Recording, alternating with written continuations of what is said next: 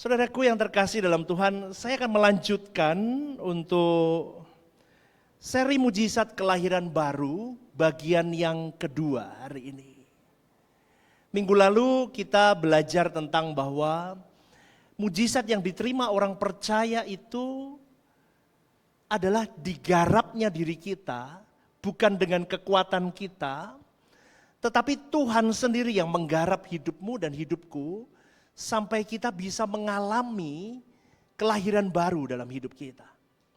Dan hari ini kita akan melanjutkan seri yang kedua, seri mujizat kelahiran baru dengan judul ini. Tolong tampilkan judulnya.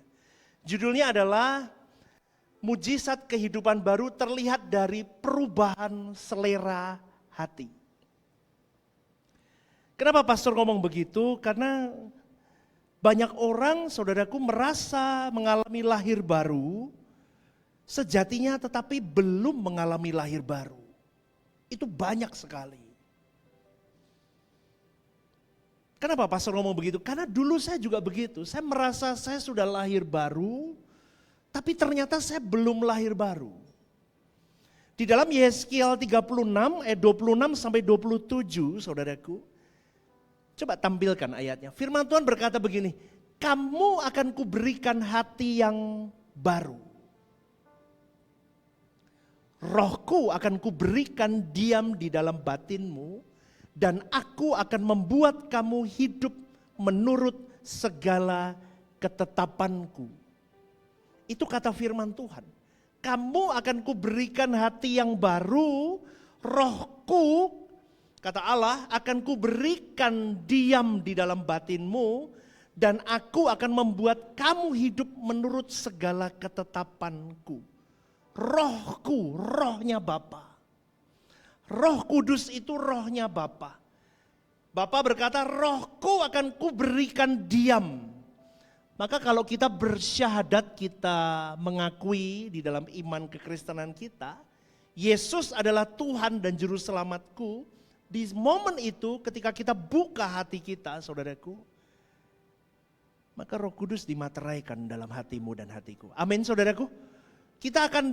Roh Kudus akan diam di dalam hati kita.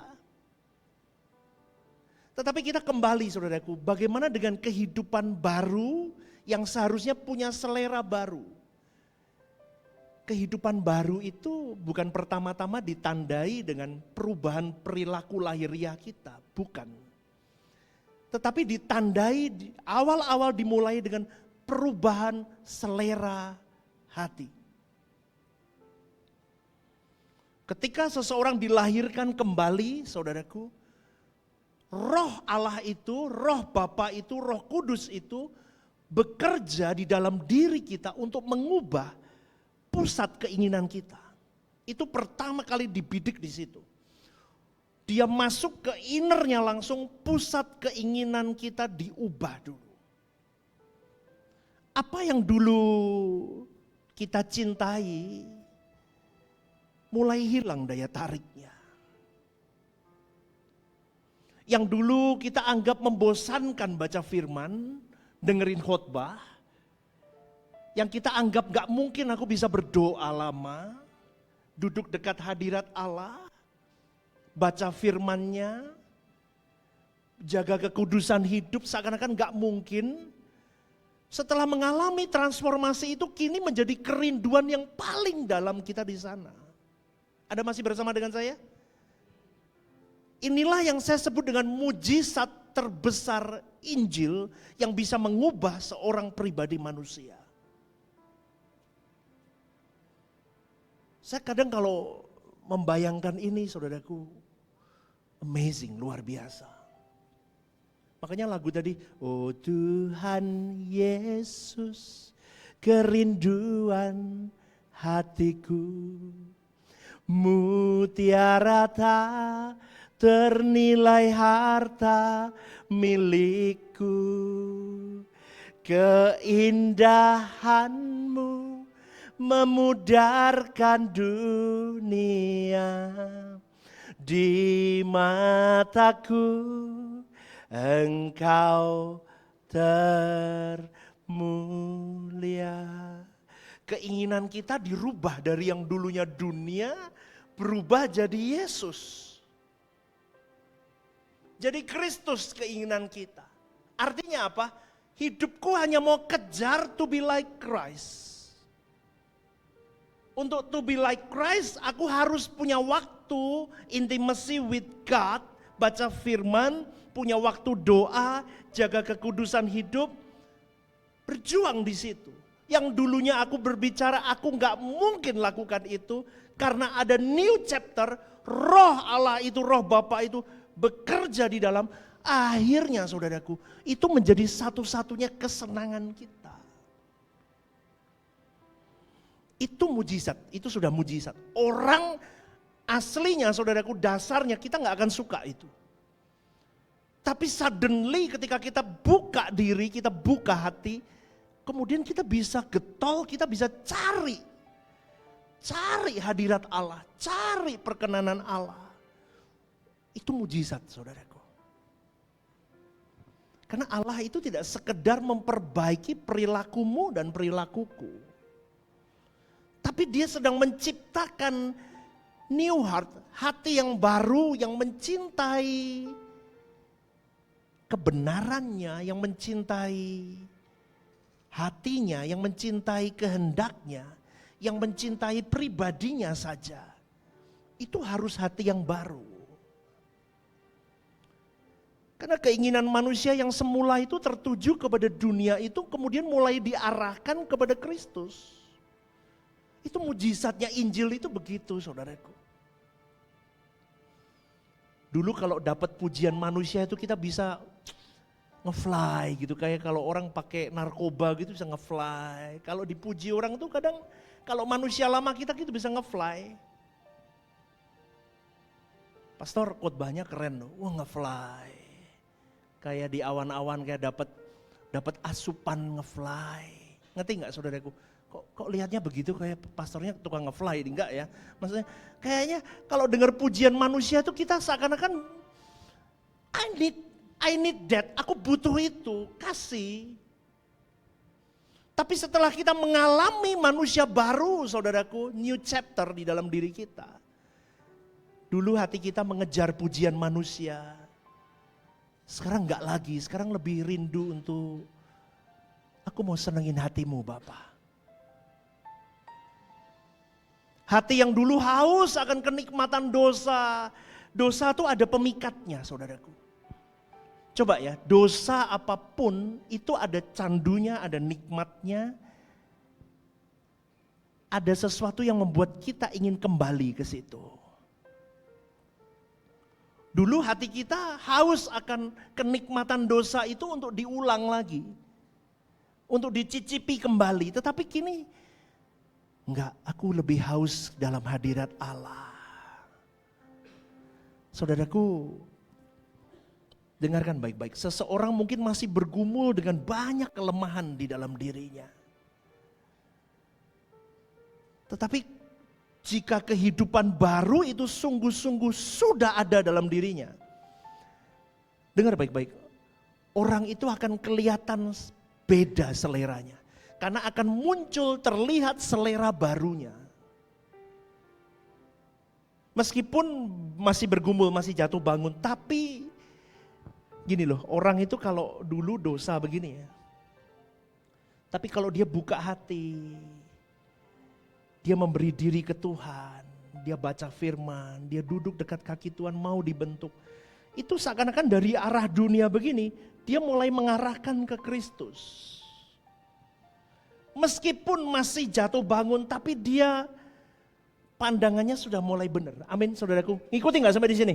Amin. Ini perjalanan yang mulai dia lihat, oh aku ke sana. Itu seleranya nanti mulai berubah. Karena yang dilihat beda. Dulu dunia, sekarang Kristus. Beda. Lah Kristen itu harus begitu, saudaraku. Kristen yang sudah memandang Kristus harusnya sudah gak nyaman lagi dengan dosa. Sekecil apapun, sehalus apapun, dan apapun itu. Dan orang kalau sudah mulai memandang Kristus, Dia tahu dia sampai kepada Bapa nanti. Dia akan merasa lapar akan kebenaran Allah. Dia terus akan menggali, dia akan mencari, dia akan terus memuaskan keinginannya untuk mengenal isi hati Allahnya. Dia akan haus akan firman Tuhan. Dan semakin orang itu akan semakin mengasihi Kristus. Di atas segala-galanya dalam hidupnya. Karena itu saudaraku, pertanyaan yang harus dilahirkan di dalam dirimu dan diriku sebagai orang percaya adalah apa yang paling saya rindukan sebetulnya. Itu tanya. Kau dan saya bisa mengerti apa yang paling kita rindukan itu ketahuan siapa yang kita kejar. Siapa yang kita bidik. Siapa yang bertahta di dalam hidupmu dan hidupku. Apa yang kau kejar? Kau mengejar Kristus, kau sampai ke Bapa. Kau kejar dunia, kau lepas dari Bapa. Halo, saya ulang sekali lagi. Kau kejar Kristus, kau sampai ke Bapa. Kau kejar dunia, kau tidak akan pernah sampai kepada Bapa. Maka pertanyaan yang harus kau lahirkan di hatimu, apa yang kau kejar dalam hidup ini? Maka lagu tadi, oh Tuhan Yesus, kerinduan hatiku, mutiara tak ternilai harta milikku, keindahanmu memudarkan dunia di mataku. Engkau termulia. Lagu ini mewakili khotbah saya kok sebetulnya. Oh Tuhan Yesus, kerinduan hatiku. Nah ini kerinduanmu pasti kau kejar. Kalau dulu saya rindu sama Bu Lizzy, saya kejar Bu Lizzy, betul kan? Betul Bapak Ibu? Siapa kerinduanmu hari ini? Mamon, kau kejar mamon. Apa kerinduanmu? Kalau kerinduanmu Kristus, kau kejar perkenanan Bapa. Kristen hari ini jelas loh, petanya hidup tuh jelas banget. Kejar Kristus, dapat Bapa, dapat langit baru, bumi baru, diizinkan masuk. Udah. Goalnya gitu aja, Tapi getol untuk dari sini ke sini itu susah Bapak Ibu. Susah loh, susah banget. Susah. Setengah mati bahkan sampai mati pun kadang orang gak bisa beres. Pertanyaan yang kedua, apa yang paling Anda nikmati dalam hidupmu? Kristus, Bapa, Kristus, Bapa dan Roh Kudus atau yang lain?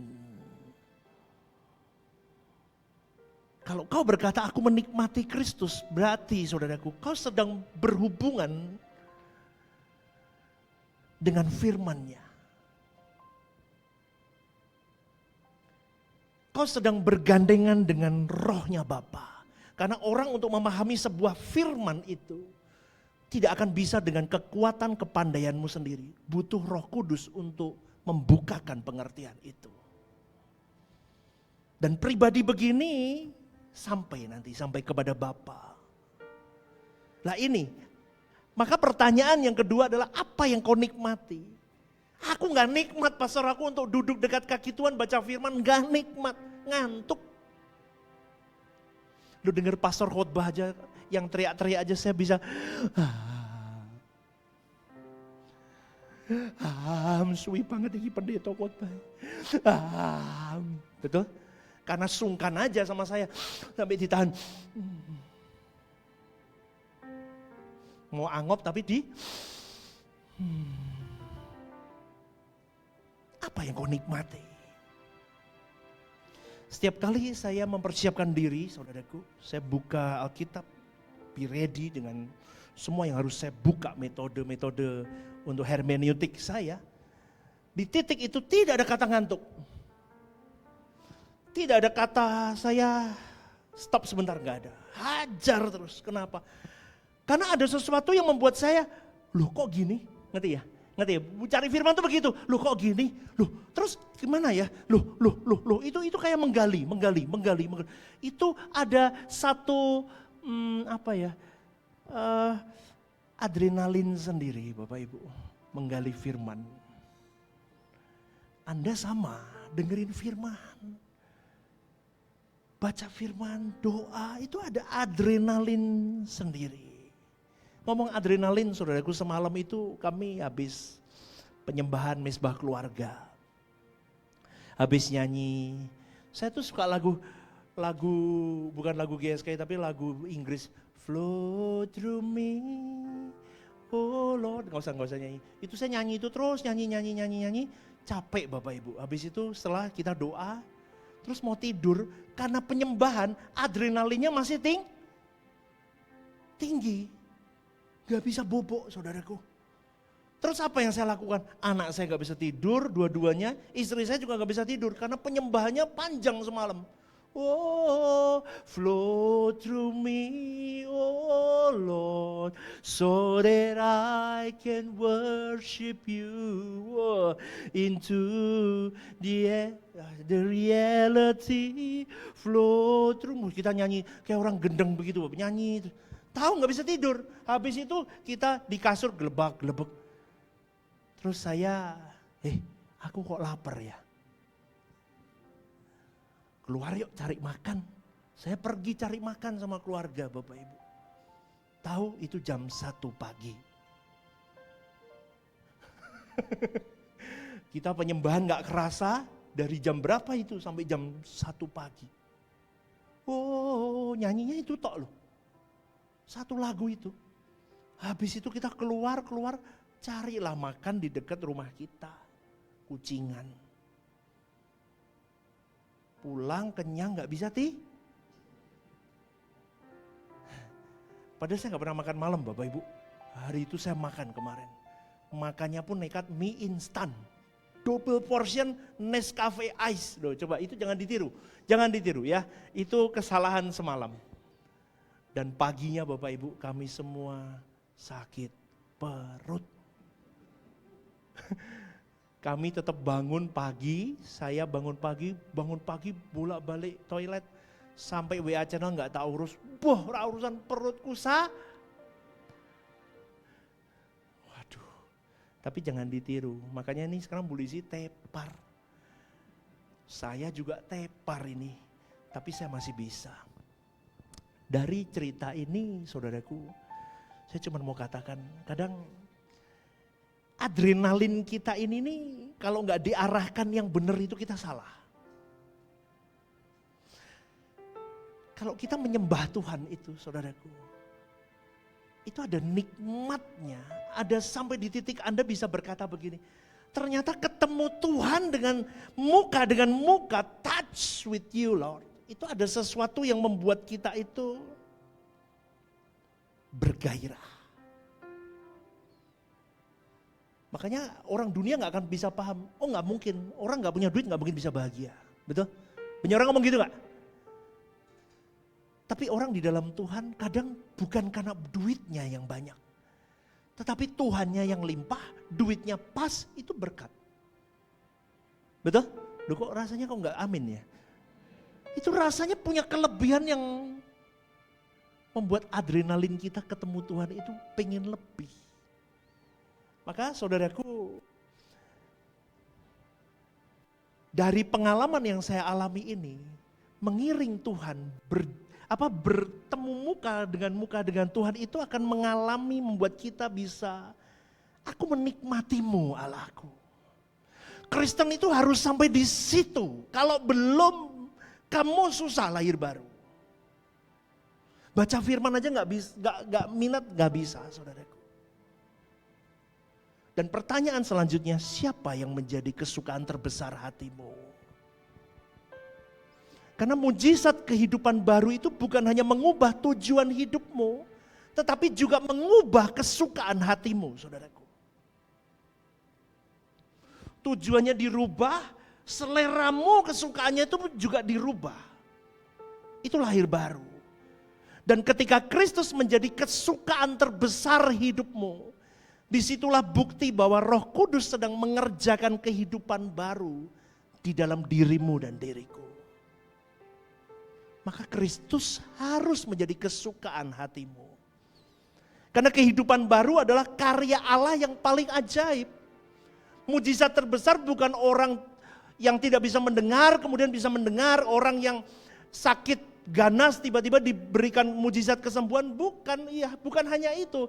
Tetapi saudaraku, ketika hatimu dan hatiku seorang manusia yang mati itu terhadap Allah itu, kemudian dihidupkan kembali, digairahkan kembali, sehingga kau mulai punya adrenalin untuk mengasihi dia lebih. Lah itu baru mujizat terbesar. Karena pembawaan kita sebetulnya itu sudah gak bisa untuk mencintai Tuhan. Kenapa?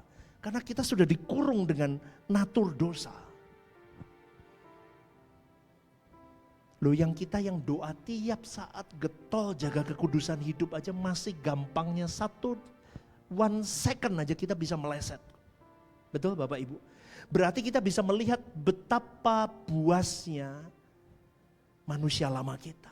1 second aja, 1 kejadian kita habis menyembah flow through me, oh Lord, flow through me, mengalirlah dalamku Roh Kudus. Habis nyanyi gitu, ada 1 kejadian swap di depan kita, pom, emosi kita pum bisa marah, betul?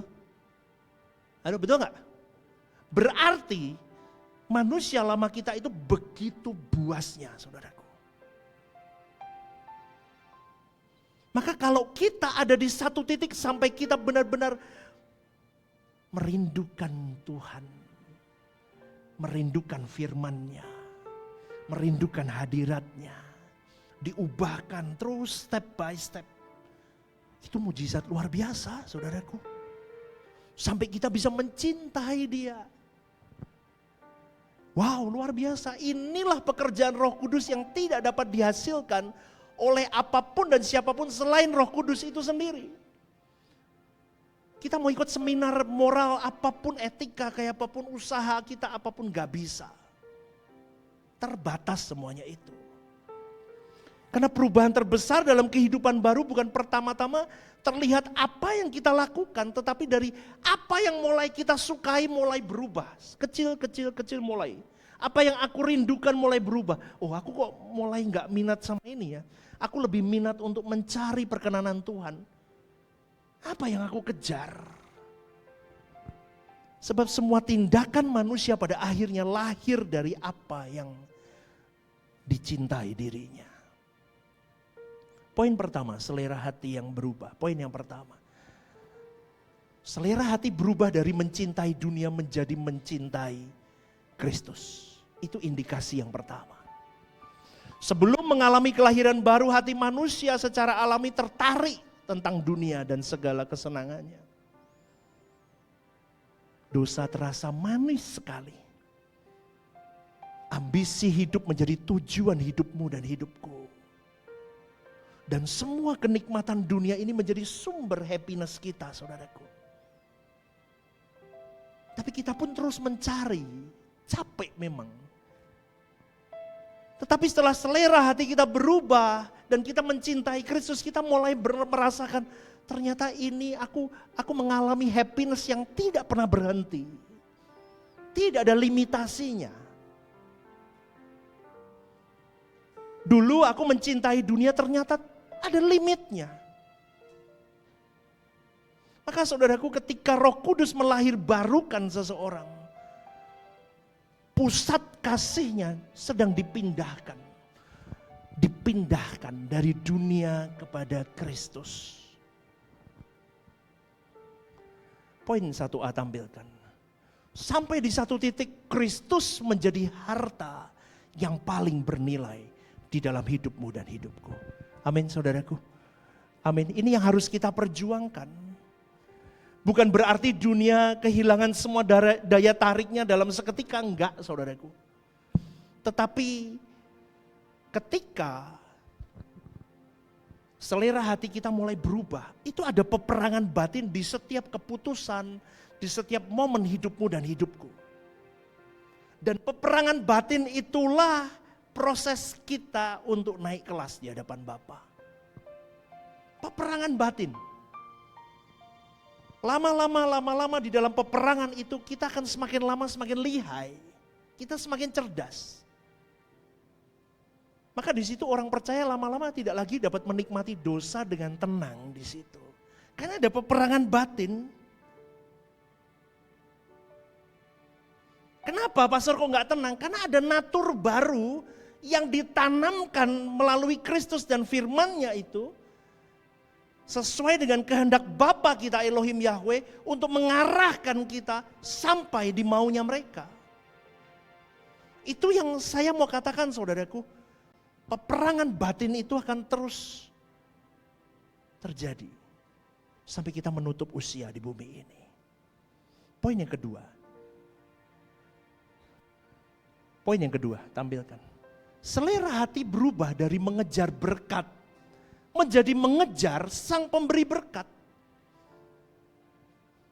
Orang mulai berubah, dulu kejar berkatnya, sekarang kejar pemberi berkatnya. Dulu kalau kita datang karena tangan Tuhan, karena pertolongan Tuhan, karena mujizat Tuhan, karena perlindungan Tuhan. Tapi kehidupan baru itu akan membawa seseorang kepada tingkat yang lebih matang di dalam Tuhan. Aku lebih ingin Tuhan dibanding pemberiannya Tuhan. Aku mulai sadar bahwa berkat terbesar dalam hidupku bukanlah kesehatanku. Bukan kekayaan materiku. Bukan jabatanku. Tetapi kekayaan terbesarku adalah ketika aku memiliki Kristus di dalam hidupku. Amin, saudaraku. Ini yang harus kita pahami. Maka kita bisa berkata, orang-orang begitu bisa berkata ketika dia mulai tidak lagi mengejar berkat tetapi mengejar sang pemberi berkat. Dia mulai berkata, pribadi Kristus itu sendiri fokus dan tujuan hidupku. Dia kebutuhanku satu-satunya untuk aku bisa sampai Bapa. Kristus itulah kebahagiaanku satu-satunya. Karena dialah segalanya bagiku. Saudaraku, 2A tampilkan. Jika kita memiliki Kristus, saudaraku, kita akan merasa memiliki segala sesuatunya. Tetapi jika kita kehilangan persekutuan kita dengan Kristus, semua berkat yang ada di dunia ini tidak mampu memuaskan jiwamu dan jiwaku. Maka coba renungkan, siapa yang masih bisa memuaskan jiwamu dan jiwaku selain Kristus? Kalau masih ada, kita harus segera kembali. Poin yang ketiga. Selera hati berubah dari hidup bagi diri kita sendiri. Kemudian kita menjadi hidup bagi kehendak Allah. Ini mujizat ketiga. Kok bisa ya? Karena natur manusia, saudaraku, manusia lama kita selalu tentang ego kita. Tetapi setelah kita mengalami lahir baru, mengalami mujizat yang datangnya dari Tuhan itu, kehidupan baru terjadi dalam hidupmu dan hidupku, kita mengalami spiritual maturity, maka kita akan mengalami perubahan dari hidup bagi diri kita diubah menjadi hidup bagi kehendak Allah. 3A tampilkan. 3A tampilkan. Kehendak Allah mulai menjadi kesukaanmu dan kesukaanku. Bukan lagi beban ketika kita melakukan kehendak Allah. Wah, ini luar biasa loh saudaraku. Maka ketika kita berjuang melakukan kehendak Allah, kita sudah tidak lagi berkata, aku terbeban melakukan itu. Kenapa? Karena di dalam melakukan kehendak Allah dibutuhkan sebuah kalimat yang dikatakan ketaatan. Maka ketaatan tidak lagi dilakukan karena terpaksa, Aku lakukan apa yang menjadi kehendak Allahku, Bapakku, karena aku mengasihi Dia. Seperti Kristus mengasihi Bapakku, aku juga mengasihi. Berubah dari self-centered menjadi Christ-centered. Aku mau niru Kristus aja. Aku mau hidup seperti Kristus. Terus dia berjuang. Dan akhirnya saudaraku, fokus hidupnya menjadi rela melakukan kehendak Bapa melalui kehidupan Kristus dan dalam tuntunan Roh Kudus. Amin, saudaraku. Bersama dengan saya, ini poin yang ketiga. Bisa berubah begini.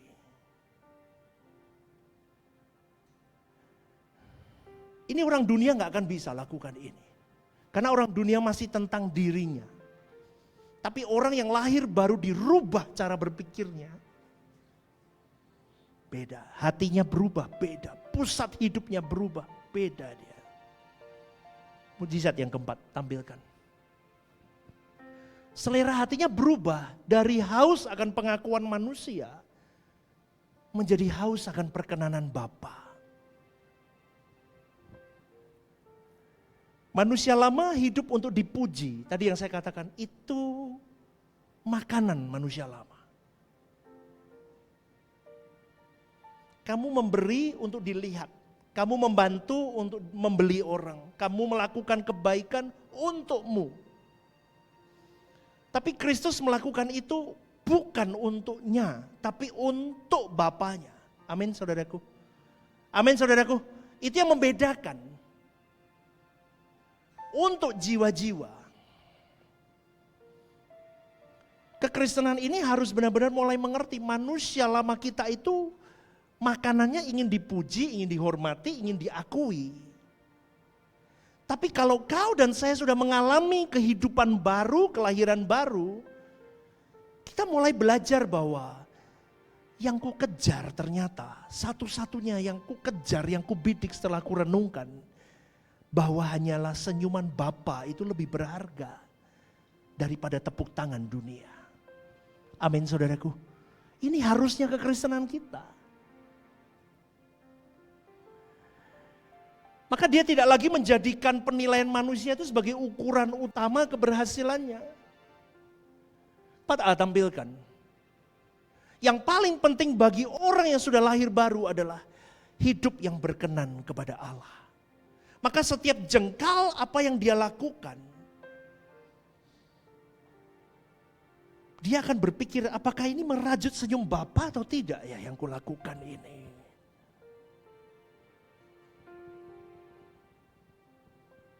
Responku melahirkan senyum Bapa enggak? Yang kulakukan ini menghasilkan senyum Bapa enggak? Yang kutulis di sosial media menghasilkan senyum Bapa enggak? Yang kulakukan di dalam keheningan tidak ada satu orang pun yang melihat merajut senyum Bapa atau tidak. Ini yang harus menjadi pertimbanganmu dan pertimbanganku. Mujizat yang kelima. Kelima tampilkan.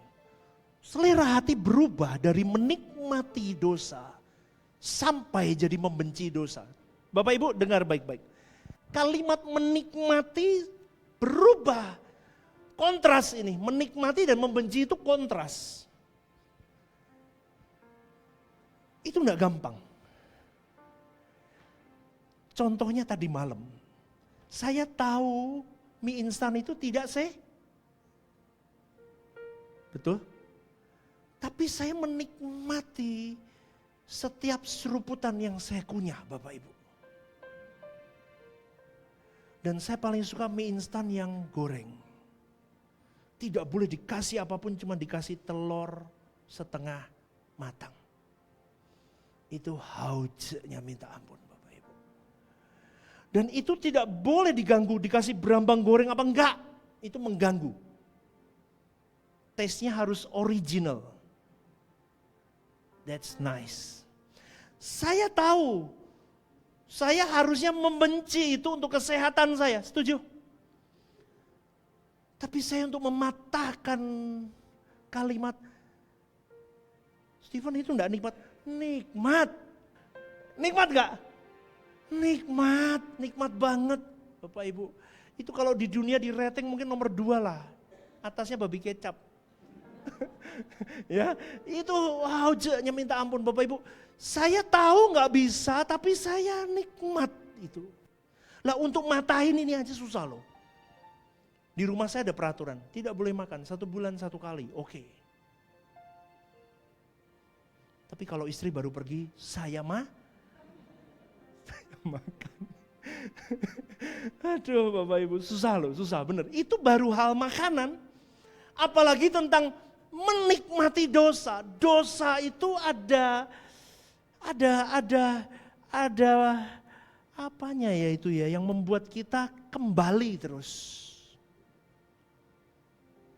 Ya, betul ya? Balik terus ke sana. Iya Tuhan ampuni aku sekali ini aja aku enggak lagi. Besok gitu lagi. Tuhan ampuni aku, ampuni. Demi nama Tuhan ampuni Bapakku. Oh ampuni aku Elohim Yahweh Tuhan Yesusku ampuni aku. Roh Kudus tolong aku. Besok gitu lagi. KKR berdiri. Ku angkat hatiku. Betul? Ku pandang kekudusanmu. Pulang gitu lagi. Anda sadar gak? Kita digitukan terus loh. Dan kita TKO terus. Makanya saudaraku harus punya keintiman dengan Kristus melalui firman Kristus. Kenali kehendak Bapamu Elohim Yahweh itu. Nikmati kebersamaanmu dengan Kristus. Berjalan bersama dengan Roh Kudus. Firman-Nya itu harus menenggelamkanmu dan menenggelamkanku. Dikunci dengan kekudusan hidup. Terus. Kalau udah mau kepleset kekudusan tarik lagi cepet. Karena untuk mengcounter ini, menikmati sampai membenci, wah itu enggak main-main saudaraku. Tapi orang yang lahir baru pun bukan anti jatuh. Bukan berarti dia tidak pernah jatuh kalau sudah lahir baru. Tapi ketika dia jatuh, dia mulai ada sesuatu simptom yang dia berkata, ya ora bener begini. Amin. Amin. Ora bener begini, ini saya terus begini gak bisa. Dulu kalau aku ngomong begini, ini hiburanku di dalam kubangan dosa ini hiburan. Mumet buat dosa.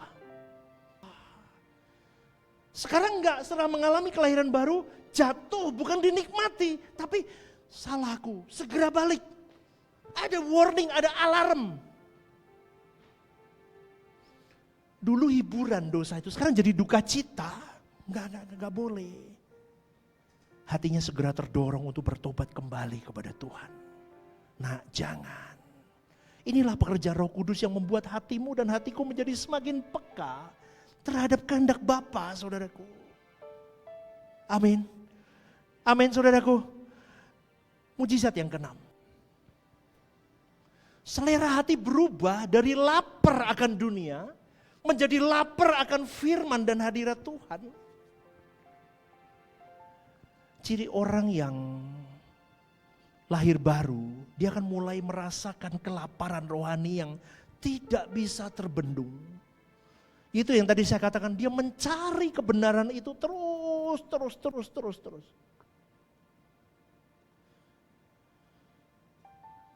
Karena firman Tuhan bukan lagi sekedar pengetahuan, knowledge. Tidak bisa. Tapi firman Tuhan itu menjadi apa ya, konsumsi jiwanya. Dan orang begitu, saudaraku, dia akan terus getol mencari sampai jiwanya bisa dipuaskan, dikenyangkan. Itu yang saya alami ya. Makanya saya pernah sampai ngomong sama istri saya.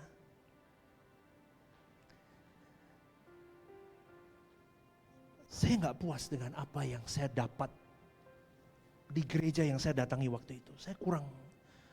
Saya nggak kenyang pulang. Saya ingin lebih dalam dapat sesuatu apa yang menjadi kehendak Allah. Karena buat saya bukan tentang lahiriah saja. Yang paling penting adalah bagaimana seorang manusia itu bisa sampai menyerupai Kristus. Lah ini loh, proses ini loh sampai seperti Kristus itu harus ada petanya yang harus diajarkan. Betul Bapak Ibu? Kristen itu di situ yang saya butuh itu tuntunan untuk saya bisa to be like Christ. Ini gimana ya? Karena apa? Karena saya jatuh bangun terus di situ. Gagal lagi. Angkat tanganmu, aku udah angkat tangan. Saya sudah paling tinggi angkat tangan Bapak Ibu. Tapi tetap gagal lagi. Stres kepala saya sampai, ngapain ya terus aku ya, kok gini terus ya. Anda pasti pernah mengalami apa yang saya alami. Ternyata kita tidak dilaparkan dunia kita. Kita nggak bisa lapar akan kebenaran Kristus. Nggak bisa. Ngerti nggak Bapak Ibu? Kuncinya dipuasakan dunianya. Lah ini yang nggak diajarkan kan, kita seringkali kita nggak ngerti di sini. Ini yang harusnya dipuasakan supaya kita bisa kesininya lebih kenceng. Kalau enggak bocor ke sana terus kita nggak bisa saudaraku. Maka mujizat yang kita terima yang keenam adalah selera hati berubah dari lapar akan dunia. Dulu cari Tuhan untuk aku diberkati. Dulu cari Tuhan supaya aku disembuhkan. Dulu cari Tuhan supaya ada breakthrough dalam ekonomiku. Dulu cari Tuhan supaya bisnisku lancar. Semuanya baik. Beda sekarang, aku cari Tuhan bukan untuk itu. Aku cari hadiratnya, aku cari pribadinya, aku cari kaki Tuhan, aku kejar kaki Tuhan. Kristen itu begitu. Kalau kau sudah dapat sang pemberi berkat itu, gak usah bingung lah dengan hidup. Amin saudaraku. Kita jalan saja. Tapi ya itu yang saya katakan, kehidupan baru itu. Orang yang lahir baru itu, dia akan merasakan kelaparan yang tidak pernah bisa dipuaskan dengan dunia ini. 6A tampilkan. 6A tampilkan. Tanpa persekutuan dengan Tuhan, jiwanya akan merasanya kosong. Anda kalau merasakan ini, Anda berarti sudah jalan yang benar. Anda akan merasa kosong terus. Sebaliknya ketika kita menikmati hadirat Allah, dunia boleh gonjang-ganjing saudaraku, di hadapan kita ada banyak problem hidup. Ada banyak tantangan, ada banyak yang harus kita putuskan. Tapi ketika aku ada di hadirat-Mu, aku menemukan damai. Aku menemukan kepuasan yang tidak bisa diberikan dunia ini. Ini gak bisa diomong saudaraku, ini harus dipraktekin sendiri, Anda baru bisa merasakan apa yang saya tulis ini. Amin, Anda masih bersama dengan saya. Poin yang ke-7, 8 poin saudaraku. Mujizat yang ke-7. Selera hati berubah dari mencintai kenyamanan menjadi mencintai proses pembentukan. Yang dewasa baru bisa dibentuk, anak-anak gak bisa.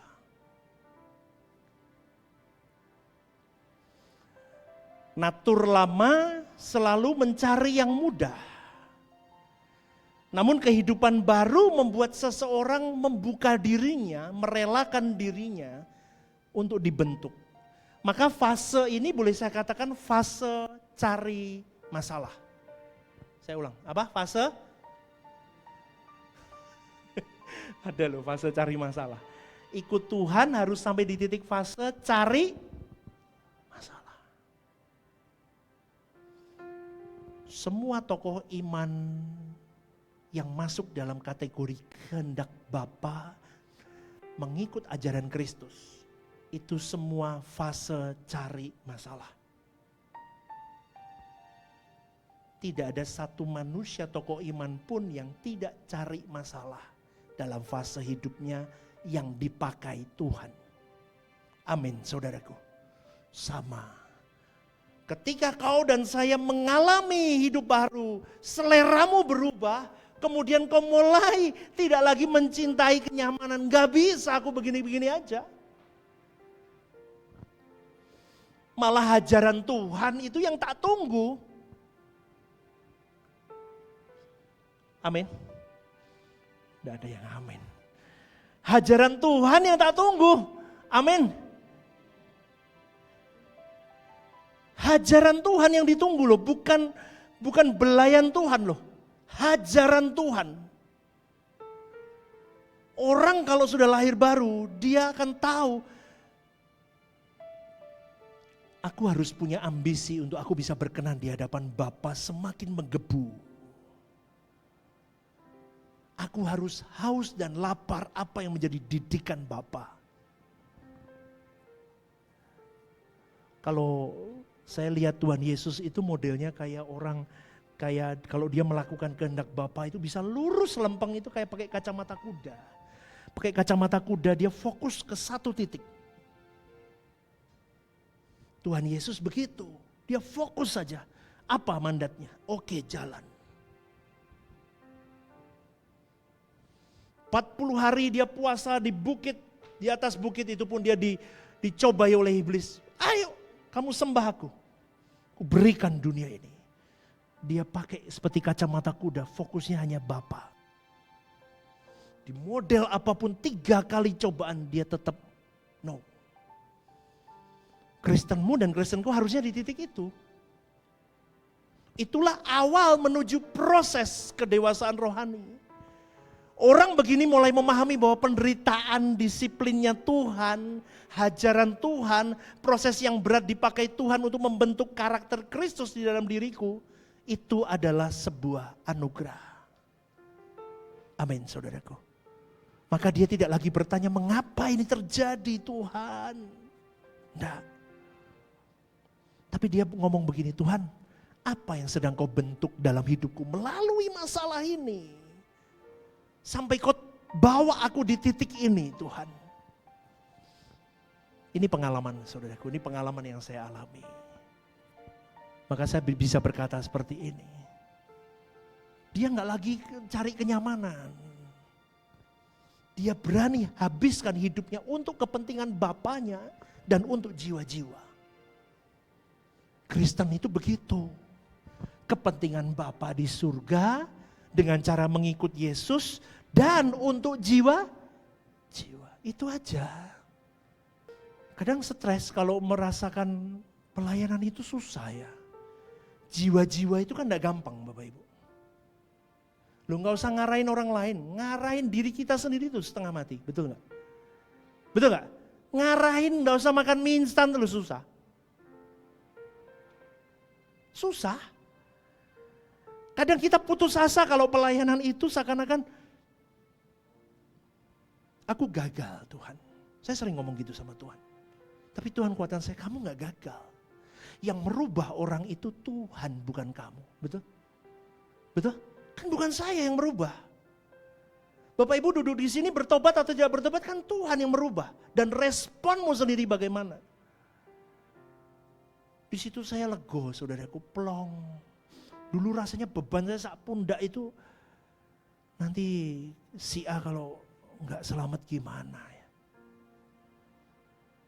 Ini kalau nggak selamat gimana? Saya mulai mengerti saudaraku. Tapi itulah salah satu ciri bahwa Tuhan berkata dalam hati saya, kamu sudah tepat. Karena kamu lepaskan kenyamananmu untuk berjalan mengiring apa yang akan kubentuk dalam hidupmu. Poin yang terakhir, poin 8. Puncak kehidupan baru itu adalah ketika Kristus menjadi satu-satunya kesukaan hati. Ini mujizat paling tinggi. Puncak kehidupan barumu dan puncak kehidupan baruku adalah ketika Kristus jadi satu-satunya. Berarti cuma dia kesukaan hati kita.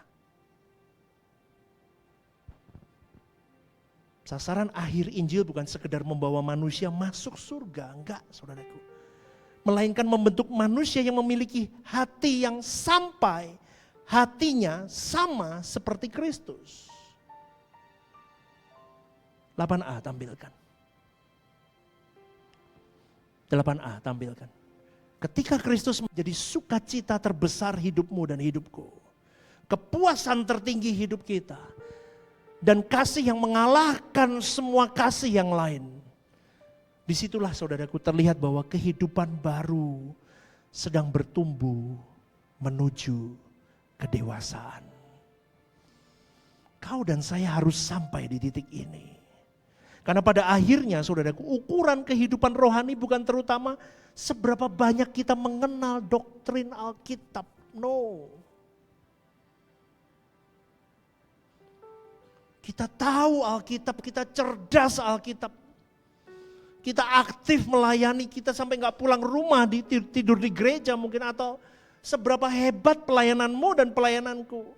Bukan itu ukuran kehidupan rohani seorang manusia, orang percaya. Ukuran yang paling dalam adalah apakah Kristus itu benar-benar pribadi yang paling menguasai hidupmu. Yang paling kau cintai. Yang paling duduk di tahta tertinggimu atau tidak. Amin saudaraku. Sebab di mana hartamu berada, di situ hatimu berada. Kalau Kristus hartamu, di situ hatimu berada.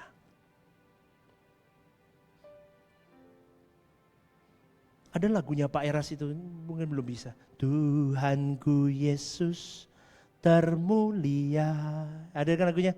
Tuhanku Yesus yang ku cinta. Ada gak liriknya? Tiada Allah yang sepertimu, engkau bintang di atas segala bintang. Loh itu saya digambarin toh, engkau bintang di atas segala. Lah bintangmu yang lain kok. Kerjaanmu bintangnya. Ayo. Terus apa lagunya? Loh, ora ono lho. Terus piye? Habis engkau bintang di atas segala bintang. Terus apa?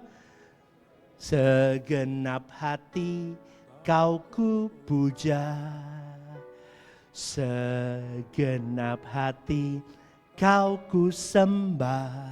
Terus jiwa bersuka memujimu, engkau besar, maha agung dan perkasa. Katakan, indah pelangi, tak seindah dirimu. Terang mentari, tak seterang cahayamu. Kilau dunia, luruh di hadapanmu. Katakan, hanya kau Yesus, harta abadi. Sungguh kau Yesus, permataku. Benar?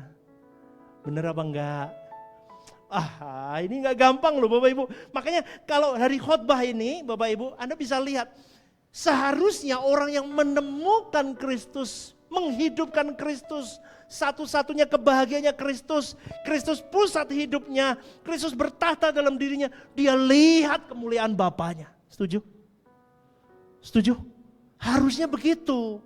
Kalau dia lihat kemuliaan Bapa Elohim Yahweh, apa arti dunia? Enggak ada sebandingnya, tapi enggak. Kristen hari ini masih lihat, ini lebih tertarik dengan ini semua. Berarti ada yang salah pengiringanmu dengan dia. Renungkan ini saudaraku. Saya takut kita ada yang terbuang dari hadirat Allah. Kalau Kristus harta terbesar kita, maka seluruh arah hidup, keputusan, pengorbanan, kerinduan kita harus hanya mengalir kepada Dia saja. Yuk tak ulang sekali lagi, dengar baik-baik. Kalau Kristus harta terbesar hidupmu, supaya kau bisa mencapai langit baru, bumi baru bersama dengan Bapamu, maka seluruh arah hidupmu Dia. Keputusanmu, Dia. Pengorbananmu, Dia. Kerinduanmu, Dia. Dan hanya Dia kau hidup. Amin gak nih? Berikan tepuk tangan untuk Tuhan. Inilah mujizat kehidupan baru yang sejati, saudaraku. Saya tutup dengan satu kalimat ini, poin yang ke-9 terakhir. Allah mengubah seorang manusia bukan hanya perilakunya. Tetapi Allah itu mengubah dari pusatnya, pusat kasihnya, pusat seleranya, pusat kesukaan hatinya. Sehingga Kristus bisa bertahta dan menjadi segala-galanya dalam hidupmu dan hidupku. Amin. Haleluya. Anda diberkati Tuhan. Amin. Yuk bangkit berdiri. Shalom saudaraku yang terkasih di dalam Tuhan. Ada program baru yang bernama Are You Okay? Ini adalah program yang memang diadakan bagi saudara-saudari yang rindu atau ingin didoakan. Mungkin saudara-saudari sedang mengalami pergumulan-pergumulan hidup yang sulit, yang berat, menghadapi masalah-masalah yang tidak mudah. Saudara-saudari bisa klik di formulir online yang tertera atau scan barcode di situ. Anda bisa tuliskan di sana apa yang menjadi pergumulan masalah Anda yang ingin didoakan. Tujuannya satu, Anda tidak merasa sendiri. Saya sendiri akan mendoakan beserta tim yang akan menangani ini. Saya akan mendoakan di dalam mesbah-mesbah doa kami. Tujuannya satu, supaya saudara-saudari merasa ada yang support, tidak sendirian berjalan menghadapi beratnya kehidupan.